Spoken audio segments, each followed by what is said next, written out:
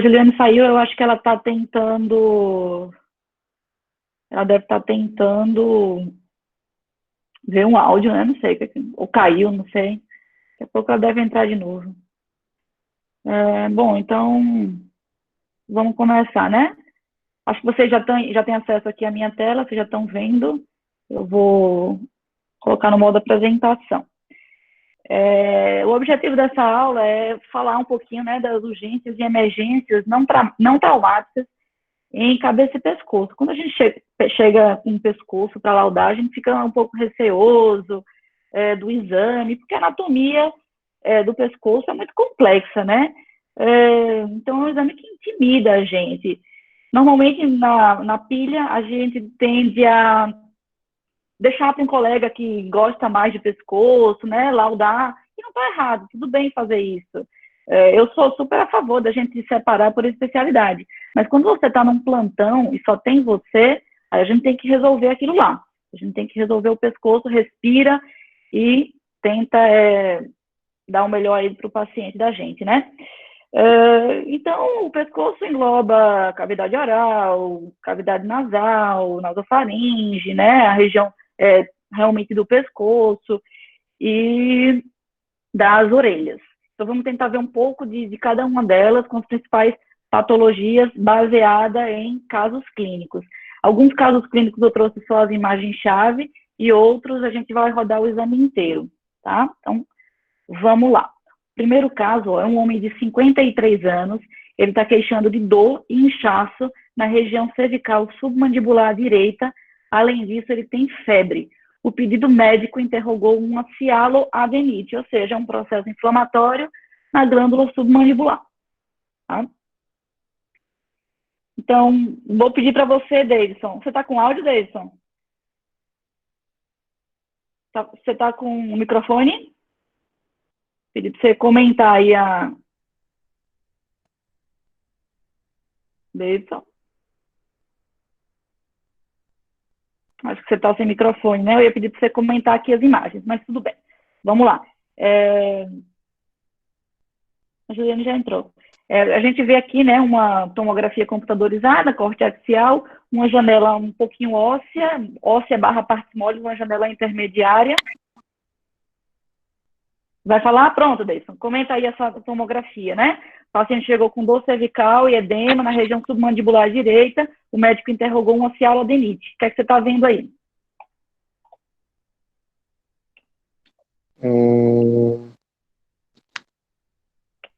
Tem uma janela de mediastino não, doutora? Só tem essa janela por enquanto. Que alteração eu quero que você veja aqui. Diga. Tô vendo. Eu tô vendo no dente aqui, eu acho que não sei se é o molar. Tem uma área de rarefação óssea ao redor dele. Exato. O que mais, ó? Tem presença de gás aí, né? Talvez uma coleção. Não sei se tem aumento de partes moles também, mas não dá para ver bem nessa janela. Mas tem gás e tem essa areazinha hipodensa aí ao redor do molar. Molar. Nessa área radiolucente ao redor do dente, né? E um foquinho gasoso aqui ao redor. Tá, vamos para a janela de mediastino que você pediu aqui. E aí? Ó, aquele foquinho, né? Uhum. O que mais que você consegue ver além disso? Aí tem uma área hipodensa na topografia aí da mandíbula, eu acho, né? Isso. Passo Parece uma submandibular. coleção. Certo. Que está muito próximo daquela região do dente, né? Que a gente viu. Além disso, sempre que você estiver olhando um exame de pescoço, tente olhar de fora para dentro. Olha a pele e o subcutâneo, como está espessado aqui, né? Compara com o lado contralateral. Então, tem o espessamento da pele, do subcutâneo, tem o espessamento da musculatura platisma, denotando que o processo inflamatório é desse lado direito mesmo, como o paciente referia. Então, você tem uma radiolucência ao redor de um dente, né? De um dente molar inferior e uma área hipoatenuante em permeio a essas alterações, aqui mostrando, né, em outros cortes, a radiolucência ao redor da raiz do dente e aquela área, aquela coleçãozinha hipoatenuante que você delimitou também, né? Além do edema, do subcutâneo, da pele e do platisma na região de dor do paciente. E aí, vocês acham que isso é uma cialodenite da glândula submandibular, isso é uma rânula infectada, um abscesso periamidaliano ou um abscesso periapical? Então, Um abscesso periapical, acho. Um abscesso periapical. A lição desse caso é olhar o dente, tá? Olhar o dente nos exames de tomografia computadorizada, mesmo quando o exame não é para isso. Às vezes é um exame de seio da face, é um exame de pescoço para outro motivo, de forma eletiva. É importante que a gente olhe o dente para a gente tentar flagrar essas doenças odontológicas, né? Seja uma periodontite ou uma periapicopatia, porque elas podem complicar com abscessos, com processos infecciosos na região cervical. Inclusive, a infecção odontogênica é a causa mais comum de infecção cervical profunda nos adultos, certo? A gente tem gengivite, eu estou voltando toda hora porque tem gente querendo entrar, eu tenho que autorizar. Então, a gente pode ter uma gengivite, né, com infecção da gengiva, se a infecção tiver entre o dente e o osso alveolar, com esse aumento dessa linha radiolucente entre o dente e o osso alveolar, a gente vai ter a periodontite, ou a gente pode ter um processo inflamatório ao redor da raiz do dente, que é a periapicopatia. E a doença periapical é a causa mais comum, assim, de abscessos, né? Mais do que a periodontite. Então, a periapicopatia causa mais complicação que a periodontite. Então, a infecção dos dentes molares inferiores, como era o caso desse nosso paciente, ela pode envolver os espaços submandibular e mastigatório, pela proximidade aí dessas lesões. Já as infecções dos demais dentes envolvem os planos de partes moles na região facial anterior, né? Ou no espaço sublingual aqui, tá? Infecção dos dentes molares superiores vai envolver os espaços mastigatório ou os seios maxilares. Então, uma das causas de sinusopatia maxilar é a infecção, a periapicopatia de um molar superior. E é importante ressaltar também que essas lesões dentárias, né, que podem se estender para o espaço mastigatório, pode ainda se estender para o compartimento intracraniano através do forema oval no curso do V3, lá do terceiro ramo do nervo mandibular. Então, são infecções potencialmente graves. Então, a gente precisa reconhecê-las, precisamos olhar os dentes nos exames de tomografia, seja de seio da face, seja de pescoço, tá? Porque muitas vezes o processo inflamatório está lá, ou então vai acontecer naquela área de periapicopatia que a gente deixou de descrever, tá? Que é um caso da literatura, mostrando uma área de radiolucência ao redor da raiz desse primeiro molar aqui, molar inferior, e quando faz a tomografia, vê além dessa área de radiolucência, tinha também um espessamento do platisma, do subcutâneo, e um aumento de partes moles aqui também na região sublingual e submandibular em permeio a essas alterações, tá? Então, um abscesso aqui periapical, em complicação de uma infecção odontogênica. Então, lição desse primeiro caso, olhar o dente. Isso tem que fazer parte da nossa rotina, do nosso checklist dos exames de seios da face e de pescoço. Joia? O próximo caso é um homem de 45 anos. Ele está com dor e edema cervical à direita, que piora há 3 dias. Ele refere uma extração dentária 5 dias atrás, está usando amoxicilina e ibuprofeno, mas sem melhora da queixa. E deixa eu ver quem que está aí. Mari, o que é que você consegue ver com a gente aqui, discutir esse caso aqui com a gente? Você está com o microfone?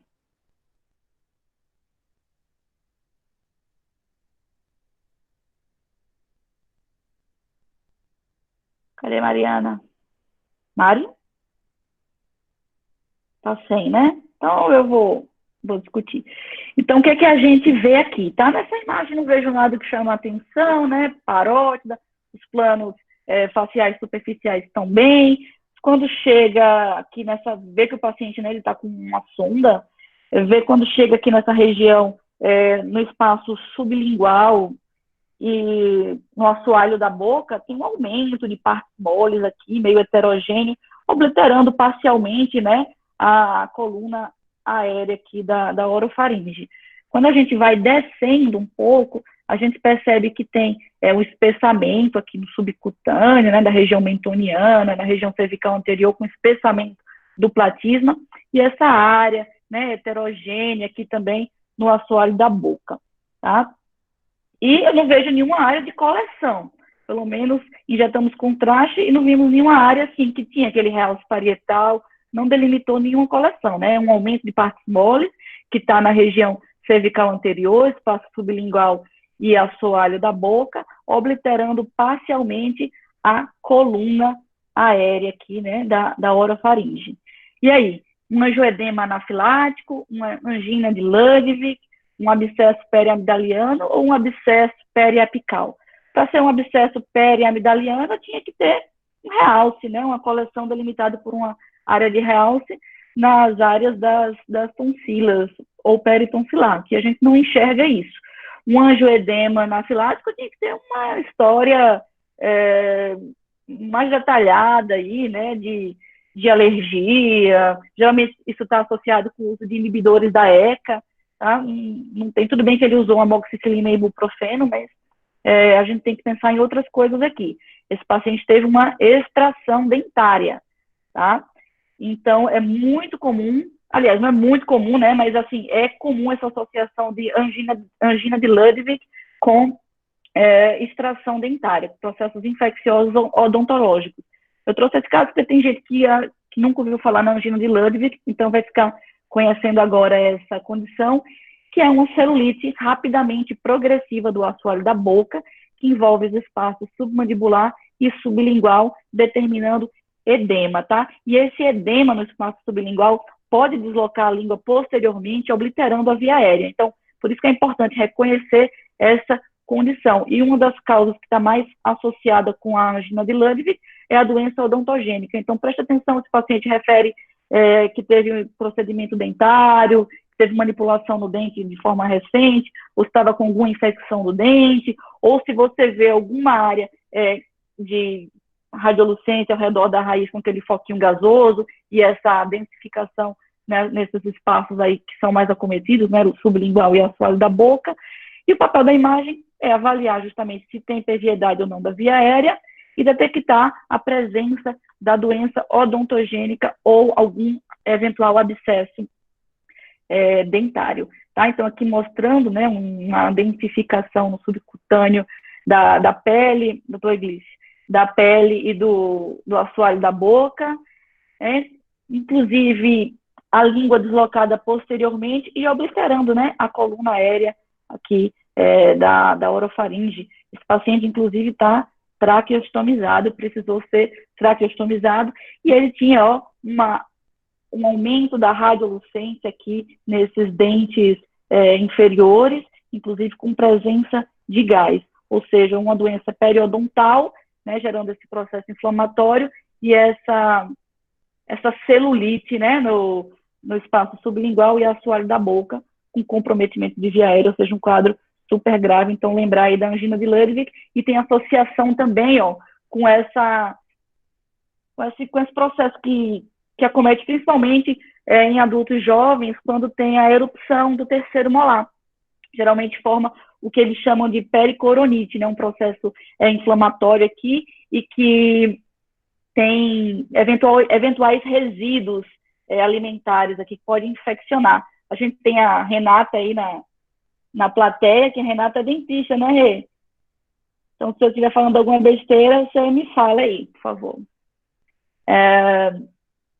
Então, isso pode causar processos infecciosos, né, eventuais abscessos, e a angina de Ludwig como uma complicação bem séria dessa condição. Tá? O terceiro caso é um paciente do sexo masculino de 25 anos, ou seja, um rapaz jovem, ele fala que tinha amidalite de repetição, e agora ele estava com dor de garganta há uma semana, mas que não estava melhorando com o que ele fazia, que era amoxicilina e clavulanato.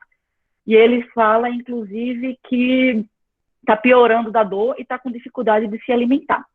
Então, esse caso eu trouxe para a gente abrir no visualizador, CP3. Deixa eu ver quem que pode comentar aqui esse caso. Deixa eu ver quem que está aqui dos residentes. Mariana está sem microfone. Wagner? Tá com o microfone aí, Wagner?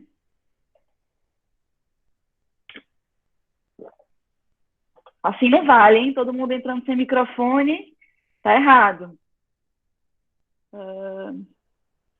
Vamos lá, então. Sobrou para mim de novo. Então, veja, os pacientes têm dor de garganta, né? Então, vamos avaliar o exame como um todo, né?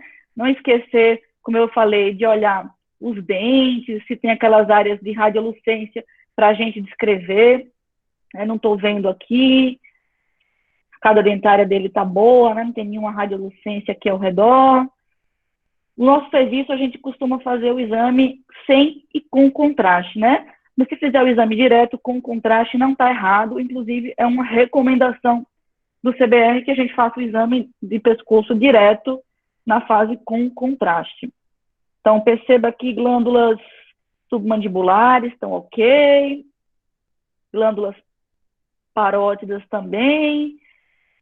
E é um paciente que tem as amidalites de repetição e está com dor de garganta, né? Então, a gente tem que olhar se ele tem o quê? Um abscesso periamidaliano. Ele tem um aumento de volume, né, das tonsilas, principalmente à direita. E quando a gente fecha a janela, fica fácil de perceber que tem uma área hipoatenuante, né? Uma área que teve um realce mais periférico pelo meio de contraste e que está delimitando aqui uma coleção. Isso é o abscesso periamidaliano, tá? Isso é uma complicação da tonsilite. A tonsilite vai ser o aumento de volume aqui das tonsilas amidalianas, e uma das complicações da tonsilite são os abscessos peritonsulares. E isso a gente só consegue ver se injetar contraste. Então, exame de pescoço é com contraste, tá? Exame de pescoço sem contraste, eu vou ver pouca coisa, não vou conseguir dar muita informação para o clínico. Então, aqui a gente flagrou esse abscesso, ver se ele está restrito aqui, ou ver se ele se estende para algum outro compartimento, que eventualmente esse abscesso pode se disseminar para o espaço gorduroso parafaríngeo ou para o espaço submandibular, tá? Por contiguidade. São espaços que têm comunicação entre si. Então, aqui um caso clássico, né? Um dia a dia de pronto-socorro, um abscesso peritonsilar, tá? Então, tonsilite é a infecção cervical profunda mais comum entre crianças e adolescentes, e se não tratada, vai se estender aí para o espaço peritonsilar, causando o abscesso. E pode disseminar, como eu falei, né, para os espaços parafaríngeo, mastigatório e submandibular. Aqui é o caso da literatura, mostrando um aumento das dimensões, né, das tonsilas. Muitas vezes elas crescem tanto, elas vão medianizando, até que fica com esse aspecto aqui de tonsilas que se beijam, né, o quissintôncias. E a área aqui de coleção, né, o abscesso peritonsilar, que a gente precisa descrever no laudo. Muitas vezes a gente não vê o abscesso, mas a gente vê uma área de realce muito heterogêneo aqui. E aí eu costumo descrever como um padrão de realce heterogêneo, flegmonoso, mas sem coleções funcionáveis. Eu gosto de descrever dessa forma. Joia? Tudo certo? Tá dando para acompanhar aí? Que sim, né? Esse quarto caso é um homem de 58 anos que está com dor e edema na região submandibular esquerda. Essa dor começou há 2 semanas, mas há 5 dias piorou. E ele começou a apresentar febre, não a ferida. Vamos abrir esse caso no visualizador também. Então, lembre, dor na região submandibular esquerda, que piorou e evoluiu com febre, não a ferida. Vou colocar aqui direto a imagem com contraste. Certo? Vamos direto para a região submandibular, né? Submandibular esquerda. Veja que na região submandibular esquerda, a gente já começa a perceber aquelas nuances de fora para dentro. Espessamento da pele, densificação da gordura, espessamento do músculo platisma, alguns linfonodos aumentados em número, mas com dimensões normais, ou seja, linfonodos de aspecto reacional. Quando a gente vai olhar a submandibular, olha primeiro a que está normal, submandibular direita, tá? Musculatura platisma e a gordura ao redor aqui no espaço submandibular. Olha a glândula submandibular esquerda. Dá para ver que ela está um pouco aumentada, ela está heterogênea e ela se associa a uma certa densificação dos planos adiposos e o espessamento aqui do platisma, né, adjacente, tá? Então, temos processo inflamatório na glândula submandibular. A gente tem aqui uma cialoadenite da glândula submandibular, né? Agora vamos tentar ver se a gente acha a causa. Uma das primeiras coisas que a gente tem que fazer, seja no ultrassom, seja na tomografia ou na ressonância magnética, é avaliar como é que está o ducto da glândula submandibular, tá? Então, a gente não pode esquecer de fazer isso, sobretudo no ultrassom. Porque se a gente esquecer de avaliar se tem ou não dilatação do ducto, a gente pode perder esse diagnóstico, que também dá para ser feito na ultrassonografia. Então, olha, o ducto da glândula submandibular é essa áreazinha aqui hipotenuante. Vamos tentar acompanhar, tá aqui. O ducto da glândula submandibular, ele fica localizado no espaço sublingual. Ele tem um trajeto que vai para o espaço sublingual. Então, quando eu acompanho o ducto, eu vejo que tem essa coleção aqui, ó, medial ao ducto, né, em contiguidade e medial ao ducto da glândula submandibular. Quando a gente vai andando mais, a gente percebe um cálculo, né, na topografia do ducto da glândula submandibular no espaço sublingual, ou seja, um cialolito. Um cialolito causando a obstrução ductal, consequentemente isso faz uma estase, né, ductal, uma estase dessa secreção aí da glândula salivar.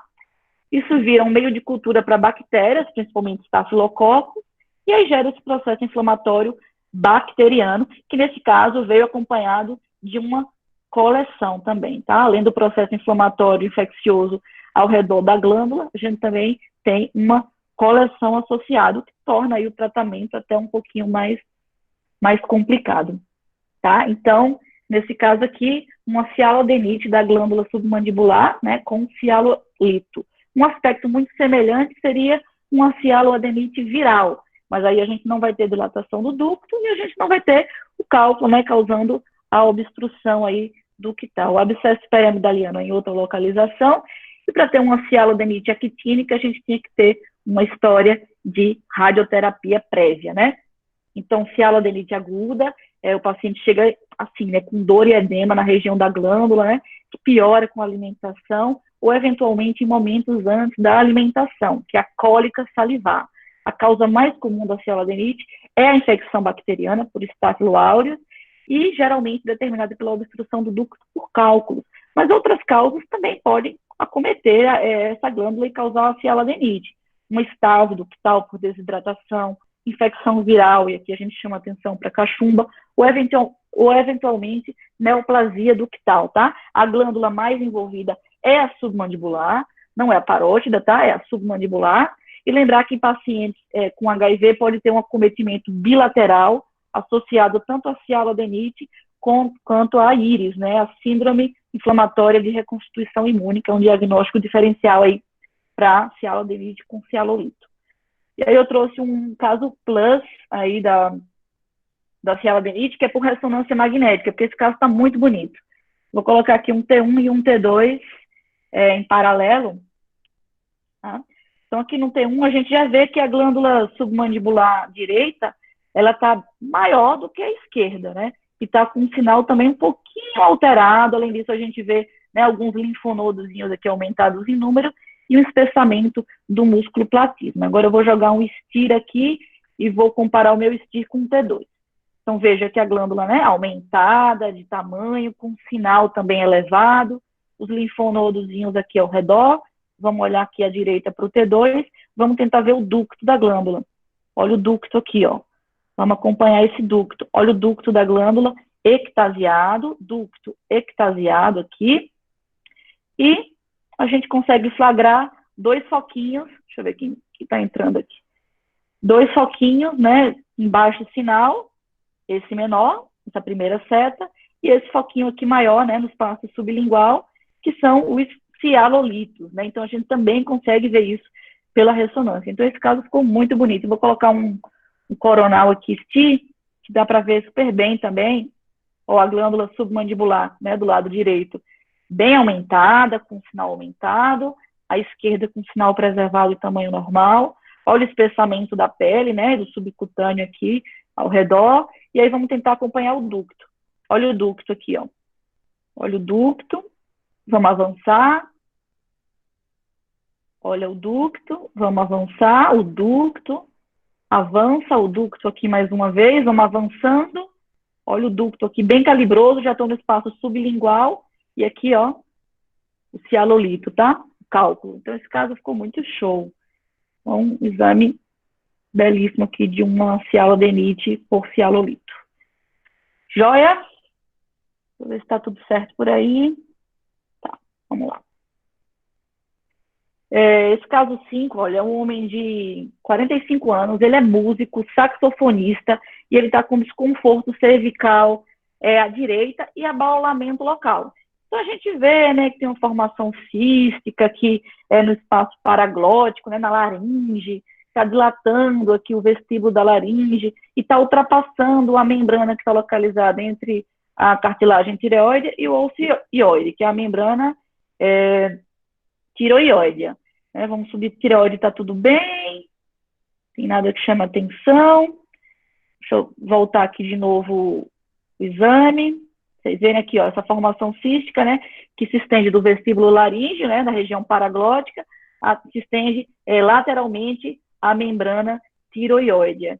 Então, o que é isso aqui? O que vocês acham que é isso aqui? Uma rânula, um abscesso periamidaliano, uma laringocele ou um cisto branquial? Isso aqui não é uma emergência, tá? Mas isso pode complicar e virar uma emergência de cabeça e pescoço. Então, quando você tem essa dilatação, seja ela cística ou gasosa, nessa região paraglótica, que pode se estender ou não, além dos limites da membrana tiroióidea, isso aí a gente chama de laringocele, tá? Essa dilatação gasosa ou cística do vestíbulo laríngeo, ela pode ser interna ou mista. A referência anatômica é a membrana tiroióidea, né? A interna é a que está medial a essa membrana, e a mista é a que ultrapassa essa membrana e vai aí para os espaços cervicais mais superficiais e eventualmente são palpáveis, tá? Geralmente o quadro clínico é um homem com cerca de 50 anos de idade e instrumentalista, né? Saxofonista, que toca trompete, e elas podem infectar, gerando a piolaringocele, como é o caso desse paciente aqui, que tinha uma laringocele, ó, aqui no espaço paraglótico, e que tem um realce parietal e inclusive com alguns focos gasosos, né? Uma laringocele infectou. Olha a cartilagem tireoide, o ocioide e a membrana tiroióide aqui nessa topografia, que é justamente onde fica o vestíbulo laríngeo e as laringoceles, que podem ser císticas ou gasosas, tá?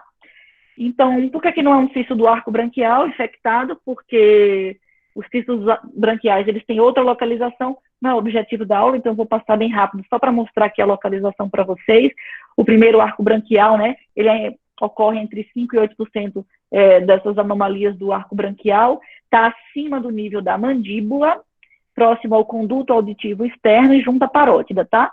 Pode infectar, perceba que o primeiro arco, ele é mais superficial, tá? Então, esses arcos branquiais, eles podem persistir, né, durante o desenvolvimento embrionário e são malformações císticas congênitas, assim como o cisto do ducto tireoglosso. O segundo arco branquial, ele é o mais comum, representa 90%, 95% dos casos, e ele geralmente está localizado entre o nível do ângulo da mandíbula e a bifurcação da carótida, profundamente ao músculo platismo. Então, aqui, ó, um cisto do segundo arco branquial, entre o ângulo da mandíbula e a bifurcação carotídea, tá? Muito interessante nos exames de ressonância magnética colocar marcador onde o paciente tem a queixa. Isso facilita demais o diagnóstico. O terceiro arco branquial é mais raro, ele é infraioide e ele está localizado no espaço cervical posterior, né?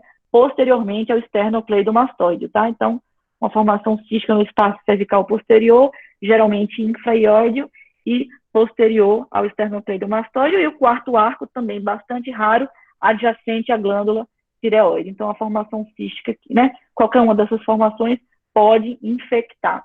Lembrar também do cisto do ducto tireoglosso, mas que normalmente a localização dele é na linha média, né? E também pode infectar, e é uma das causas de dor aí na região cervical. Aqui é um cisto do segundo arco branquial infectado. Veja a localização, né? Ao nível mais ou menos da bifurcação carotídea, com espessamento parietal e muita heterogeneidade, muita densificação dos planos de partes moles intermeios. Então, se eu não souber onde é a localização do cisto do arco branquial, ou se eu não souber que existe um cisto de arco branquial, eu não vou conseguir dar esse diagnóstico. Eu vou dizer que tem um cisto no pescoço infectado, mas não vou dizer para o clínico, nem para o otorrino ou para o cirurgião de cabeça e pescoço o que é, né? E lembrar que esses arcos branquiais, muitas vezes, eles complicam também com fístulas, tá? Com trajetos fistulosos, que pode, inclusive, se exteriorizar aqui secreção para o subcutâneo.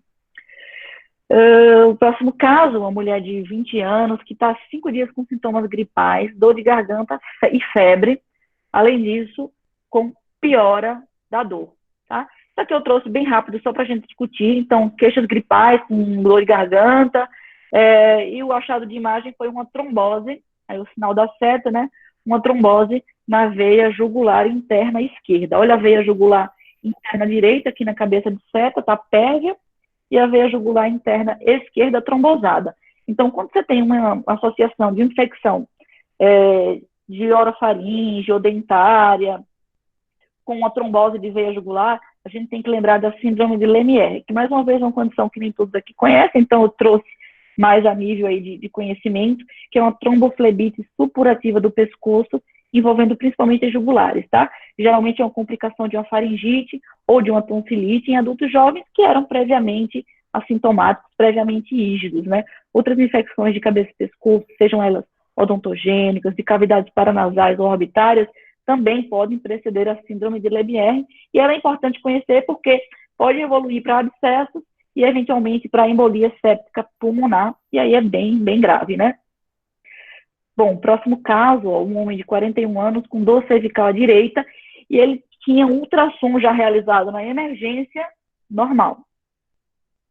Aqui os achados são bem tênues, tá, pessoal? Então, por isso que é importante a gente colocar marcador.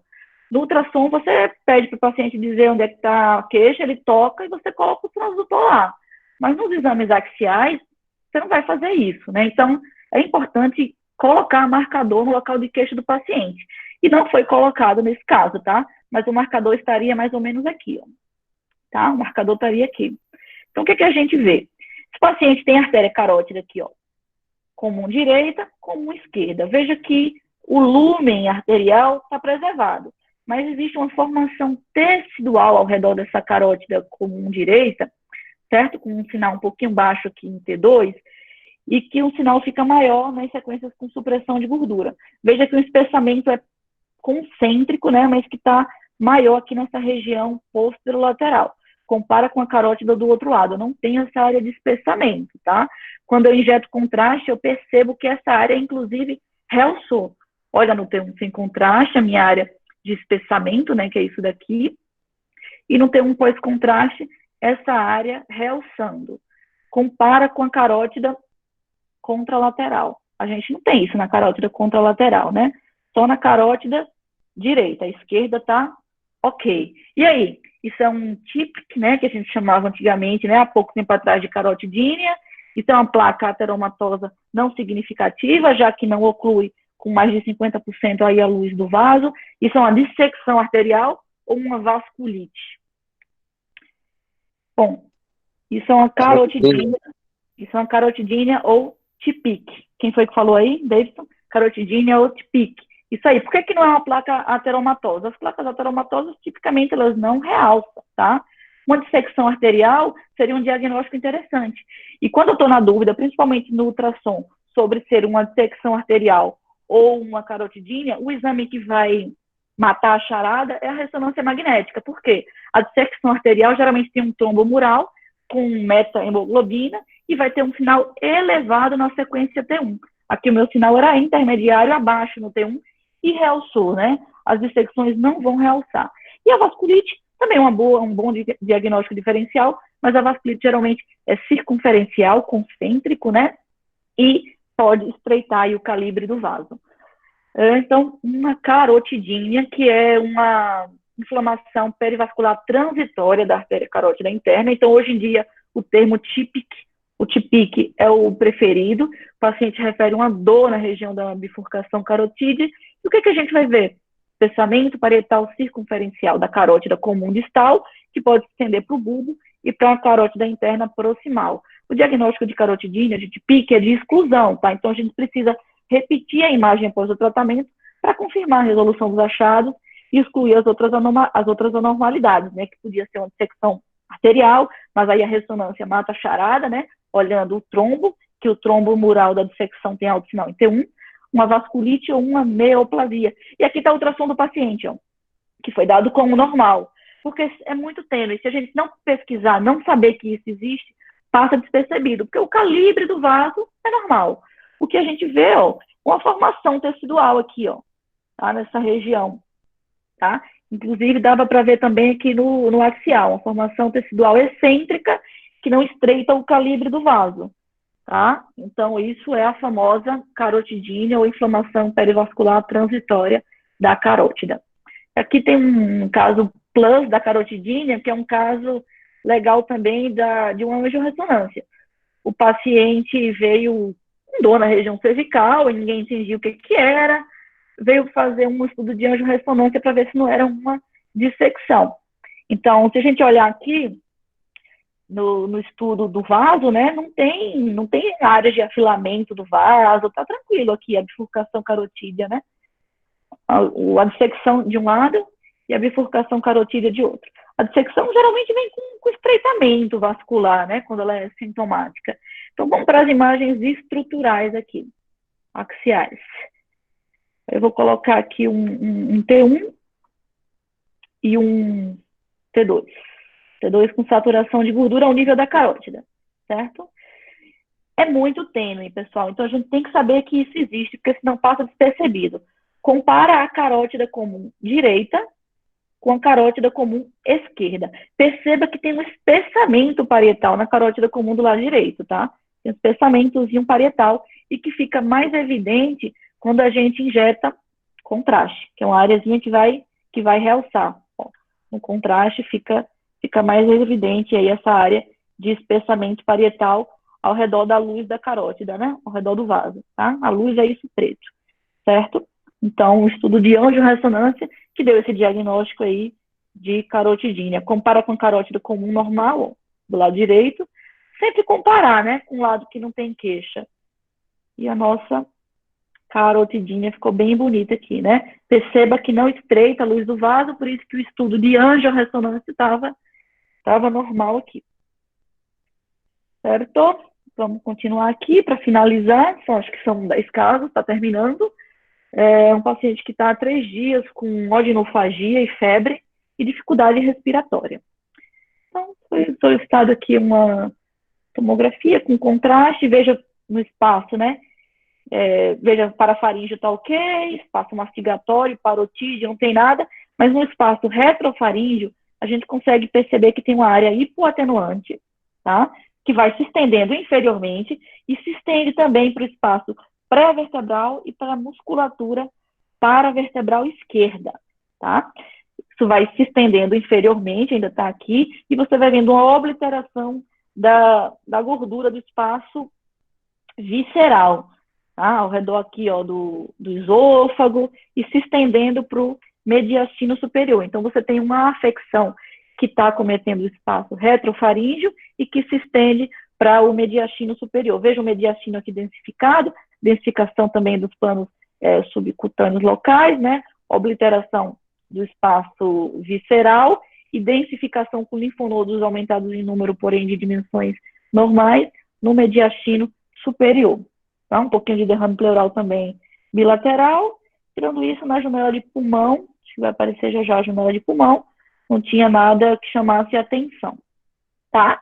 Então, estamos diante aqui de um abscesso retrofaríngeo. Então, o abscesso retrofaríngeo, ele pode ser causado por infecção que vem de outros espaços cervicais, mas que vão drenar para os linfonodos retrofaríngeos, né? Essas infecções podem ser tonsilites, otites, infecções de cavidade oral, ou por disseminação direta por osteomielite da coluna cervical, trauma ou corpo estranho. E aí atentar-se para as espinhas de peixe, né? Como nossa população come muito peixe, eventualmente a gente engole ali uma espinha, e a gente já viu isso até há pouco tempo atrás, lá no hospital, né? Um abscesso retrofaríngeo por uma espinha de peixe. Então, a gente vai ter uma coleção com realce parietal que vai se estender ali no espaço retrofaríngeo, lembrando ali que a gente tem o espaço perigoso, né, o danger space, e essa coleção pode se estender para o mediastino. Então, a imagem vai ser feita para isso, para a gente avaliar basicamente 4 pontos. Se tem extensão dessa coleção para o mediastino superior, e essa extensão se faz através do espaço perigoso, ou danger space, se existe comprometimento de via aérea, se existe extensão direta para a coluna e para o espaço epidural, do canal vertebral, e se tem envolvimento vascular, que pode ser uma trombose de via jugular interna, ou até mesmo um pseudaneurisma de carótida, tá certo? Então, lembrar de avaliar o espaço retrofaríngeo, e as coleções lá são bem perigosas, porque tem esse espaço virtual aí, o danger space, que comunica esse espaço com o mediastino superior. Esse outro caso é super interessante também, é um paciente que está com dor na região cervical anterior, ele está com dificuldade de realizar os movimentos laterais do pescoço e veio com a suspeita de abscesso retrofaríngeo, tá? Então, a gente vai olhando aqui, espaço mastigatório, nasofaringe, tudo certo, orofaringe, e a gente vê que tem uma área hipoatenuante aqui, até na região mesmo do espaço, né, retrofaríngeo. Deixa eu voltar aqui novamente o exame para vocês verem. Não sei se todo mundo vai conseguir perceber, mas é um achado discreto, essa coleçãozinha hipoatenuante. A setinha vai mostrar aí para vocês.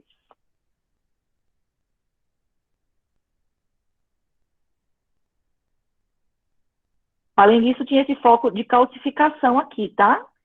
Anteriormente ao C1. Anteriormente a C1 tinha esse foquinho aqui, meio calcificado, e a área de hipoatenuação na região retrofaríngea, né? Se estendendo inferiormente. Mas veja que não se estendia para a região paravertebral, tá? Tireoide tudo certo. Os demais espaços cervicais preservados também, não estamos vendo nada aqui nos vasos, todos eles sérios, mediastino superior tranquilo, ou seja, essa lesão não se estendeu, né, para o mediastino superior, e mais uma vez aqui a coleção nessa área, uma área hipoatenuante alongada. Quando eu colocar aqui, acho que eu vou colocar aqui no sagital, vocês vão ver que tem, né, essa área alongada, hipoatenuante, perceba como ficou mais fácil de perceber na reformatação sagital, e junto ao arco anterior do C1, a gente vê essa área calcificada, né? Esse foco aqui com densidade cálcica, né? Junto ao arco anterior de C1. Então, tem que juntar tudo isso e conhecer essa patologia para poder conseguir dar o diagnóstico. Então, isso não é um abscesso retrofaríngeo, tá? O abscesso retrofaríngeo, ele geralmente tem um realce parietal, um realce periférico, ele é um pouco mais heterogêneo. O abscesso periamidaliano, ele tem outra topografia, né? Topografia mais das tonsilas. A osteomielite cervical, eu tinha que ter uma irregularidade óssea maior com esse processo inflamatório, né? E essas coleções paravertebrais, geralmente decorrente de infecções ósseas, e tem que ter uma irregularidade óssea. Não vou ter infecção óssea sem irregularidade óssea. Milena dizendo aí, ó, caso capcioso, acho que ela já sabe o diagnóstico. E então isso é uma tendinopatia calcária do longus colli. Então a gente precisa conhecer essa condição, tá, para dar esse diagnóstico. Então o músculo longus colli é um músculo da região paravertebral anterior. E ele se insere junto ao arco anterior de C1, tá? E assim como outros músculos, outros tendões, a gente pode ter aquelas doenças por depósito, né? Depósito de hidroxiapatita, que a gente vê tradicionalmente nos tendões do músculo supraespinal do ombro.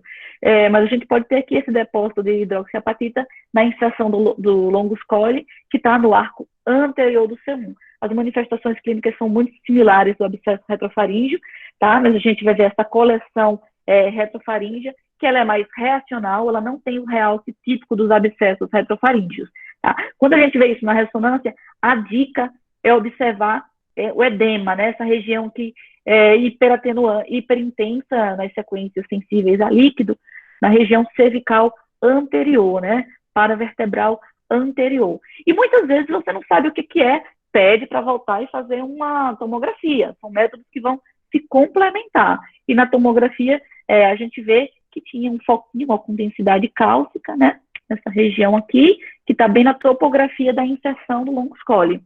Então, a tendinopatia calcária do longus colli, tá? Não esqueçam dessa condição. Não esqueçam que isso é uma causa possível de dor na região cervical anterior e simular um abscesso retrofaríngeo. O caso 10 é um paciente que está com edema periorbitário bilateral. Só isso, era só o que tinha na história, tá?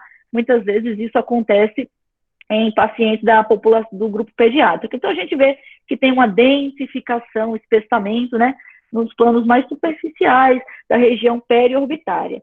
Quando a gente vê isso, a gente precisa ver se essa área de densificação vai se estender, né, para o espaço pós-septal. A gente tem um septo, que acho que ficou legal de ver o septo nesse corte aqui, a gente tem um septo, tá, que vai dividir o espaço pré-septal, que é o que está anterior ao septo, do espaço pós-septal, que é o que está posterior a esse septo, tá? Esse septo está mais ou menos aqui nessa região. Se o processo inflamatório estiver na frente do septo, a gente está diante das celulites pré-septais, tá? Se o processo inflamatório se estender posteriormente ao septo, aí eu estou diante de uma celulite orbitária. E é importante saber isso porque o tratamento muda, tá? O tratamento de uma celulite pré-septal é com antibiótico via oral. O tratamento de uma celulite orbitária, que é a que se estende aqui no espaço pós-septal, ela é tratamento medicamentoso intravenoso, paciente internado, tá? Intravenoso. Então, aqui a gente tem uma celulite pré-septal, tá? Que não se estende além do septo orbitário, certo? Septo orbitário, a gordurinha aqui da região do septo, da região posterior ao septo orbitário, está preservada. Quando a gente tem a celulite orbitária, né, que ultrapassa o septo, então aqui é o septo orbitário, então a gordura, esse processo inflamatório não ultrapassa aqui o septo orbitário, está na frente do septo. Então, a celulite pré-septal está limitada à pele e aos planos de partes moles anteriormente a esse septo. Às vezes é uma picada de inseto, tá? Às vezes é uma conjuntivite. E esse septo, né, que separa o compartimento superficial e profundo, é o que vai dar o diagnóstico para você, né? Você tem que olhar para ele e ver se a inflamação está na frente ou está atrás. O tratamento, como eu falei, né, antibiótico via oral. Já a celulite orbitária, normalmente, ela decorre de uma rinocinusite, de infecção, né, das células etimoidais. Lembra que você tem aqui a lâmina papirácea bem fininha.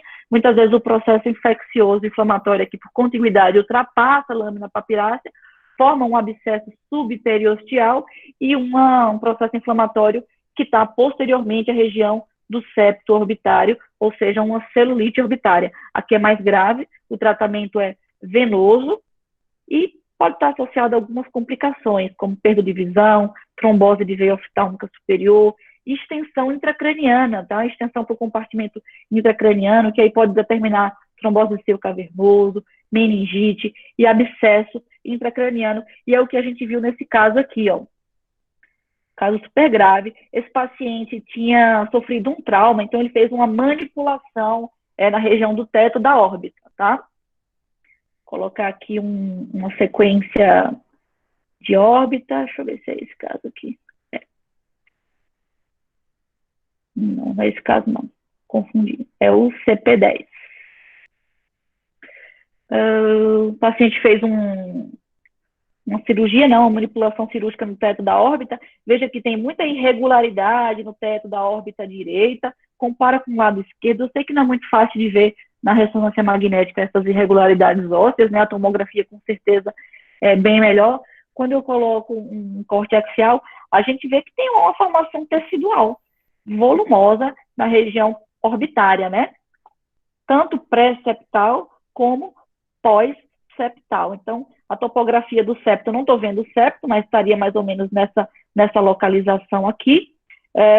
Veja que essa formação tecidual, né, infiltrou o septo, está na região pré-septal, pós-septal, e está se estendendo também, parece que tem uma extensão intracraniana, que eu vejo um certo edema vasogênico aqui, tanto na região frontal direita como na frontal esquerda. Exame de infecção merece sempre um contraste, né? Então, vamos colocar do lado aqui, ter um pós-contraste para a gente ver o que é que acontece com a... Primeiro, tem um pré-contraste, uma formação tecidual bem heterogênea. Quando a gente coloca o meio de contraste, vê que, na verdade, era uma coleção, uma celulite orbitária, né?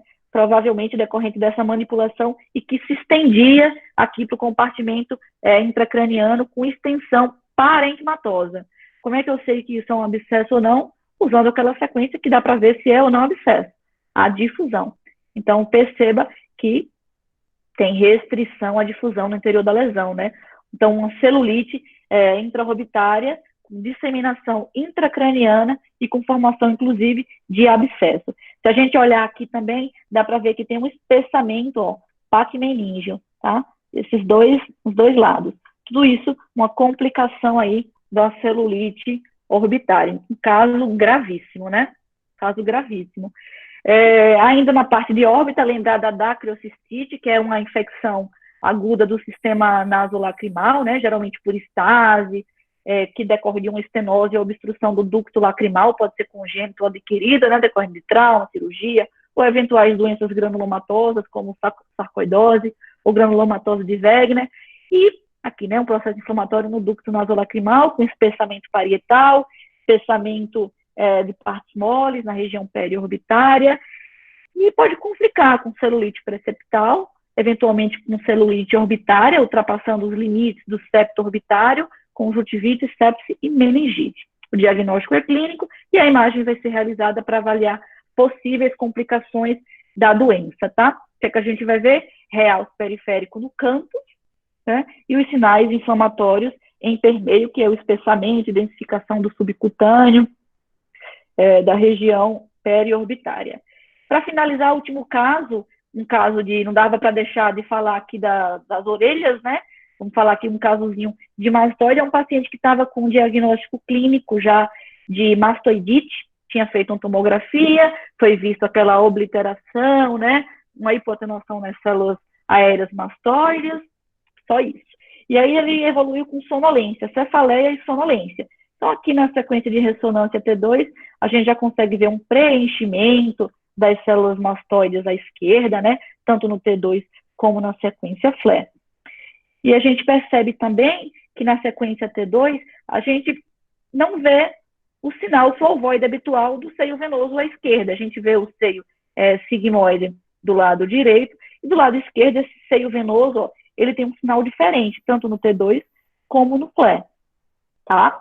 Então, veja, você tem um processo inflamatório na mastoide, uma alteração de sinal no seio venoso e tem também uma alteração de sinal no parênquima do lobo temporal em permeio a essas alterações. Vamos colocar um flare coronal, que vai dar para ver bem bacana aí essas alterações. Aqui, né, o processo inflamatório, né, material hidratado no interior das células mastoides, e aqui, ó, o meu seio sigmoide, né, que passa bem junto. Então, é importante lembrar dessas mastoidites e ter atenção a ela, porque ela tem uma proximidade muito, muito estreita, né, com os seios cranianos, com o seio sigmoide, com o bulbo jugular. Então, aqui está o seio venoso. Tá?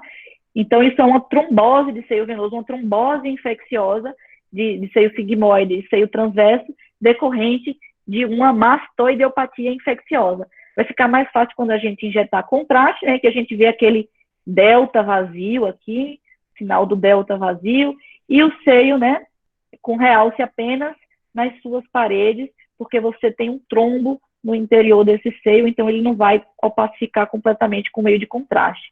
E aqui em cima era um infarto venoso, tá? Decorrente também dessa trombose venosa. Então, uma complicação aí das mastoidites são os abscessos perimastoideus, né, que pode ser mais subcutâneo, ou uma eventual trombose venosa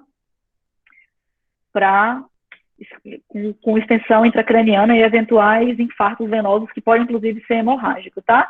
Então, pessoal, me baseei nesse artigo aqui, tá? Quem quiser ler depois, ele tá bem legal para trazer esses casinhos para vocês. E é isso.